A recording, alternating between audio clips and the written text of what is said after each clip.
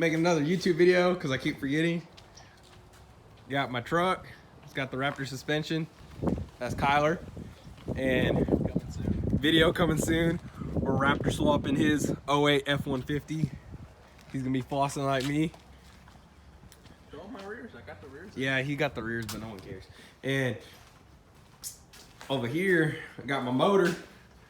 Finally got a stand. Got it coming. We're gapping all the rings.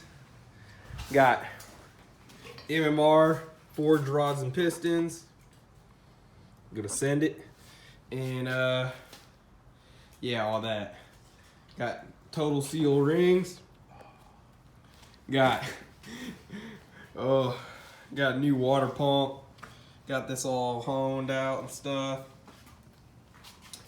I'm gonna put, trying to think. Got new flywheel. We got the heads done.